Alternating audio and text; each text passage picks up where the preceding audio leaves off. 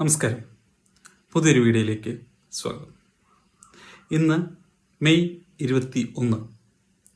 മലയാളത്തിൻ്റെ അഹങ്കാരമായ, മലയാളത്തിൻ്റെ സ്വകാര്യ അഹങ്കാരമായ, മലയാളികൾ ഏറ്റവും അധികം ഇഷ്ടപ്പെടുന്ന, മലയാളികൾ ഏറ്റവും കൂടുതൽ ഏട്ടൻ എന്ന് ചേർത്ത് വിളിക്കുന്ന Padmashri, Padmabhushan, lieutenant colonel, doctor എന്നീ ഇഷ്ടം പോലെ ബഹുമതികളുള്ള ശ്രീ മോഹൻലാൽ, നമ്മുടെയെല്ലാം സ്വന്തം ലാലേട്ടൻ, അദ്ദേഹത്തിൻ്റെ പിറന്നാൾ ആശംസകൾ ലാലേട്ട. മലയാളികൾക്ക് മോഹൻലാൽ എന്നൊരു വ്യക്തി എത്ര അധികം പ്രാധാന്യമുണ്ട്.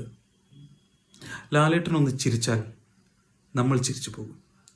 ലാലേട്ടൻ ഒന്ന് കരഞ്ഞാൽ, ഒന്ന് കണ്ണ് നിറഞ്ഞാൽ നമ്മൾ കരഞ്ഞു പോകും. ലാലേട്ടൻ ഒന്ന് പാടിയാൽ, ലാലേട്ടൻ ഒന്ന് ഡാൻസ് കളിച്ചാൽ നമ്മളും കൂടെ ആടുകയും പാടുകയും ചെയ്യുന്നു. ഇത്രയധികം റെക്കോർഡുകളുള്ള, സ്വന്തം റെക്കോർഡുകൾ തന്നെ സ്വയം തിരുത്തുന്ന വേറൊരു നടൻ മലയാളത്തിലില്ല. മലയാളത്തിലെ ആദ്യത്തെ 50 കോടി, 100 കോടി, 150 കോടി, 175 കോടി, 200, ഇപ്പോൾ ഇതാ 300 കോടി സ്വന്തമാക്കിയ ഒരേ ഒരു നടനാണ് ശ്രീ മോഹൻലാൽ. ശ്രീ മോഹൻലാലിൻ്റെ മുൻപിൽ വെച്ച് സിദ്ദിഖ് ഈയിടെ പറഞ്ഞ ഒരു ഡയലോഗുണ്ട്.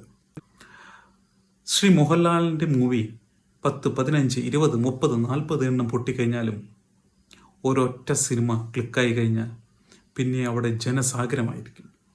ചെറിയ കുട്ടികൾ മുതൽ വയസ്സായവർ വരെ ഉന്തിക്കയറി തിക്കും തിരക്കുമായിരിക്കും.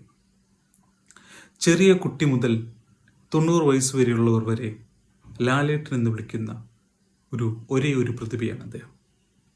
ചെറിയ കുട്ടികൾ ലാലേട്ട എന്ന് വിളിക്കുമ്പോഴും ഒരേ പ്രായത്തിലുള്ള ഒരു മേട്ടെന്ന് വിളിക്കുന്നു.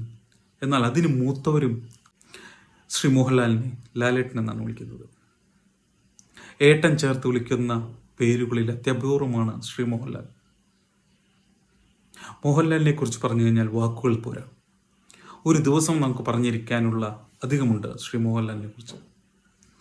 എന്നാലും ചുരുക്കുന്നു. ലാലേട്ടന് എൻ്റെ ജന്മദിനാശംസകൾ.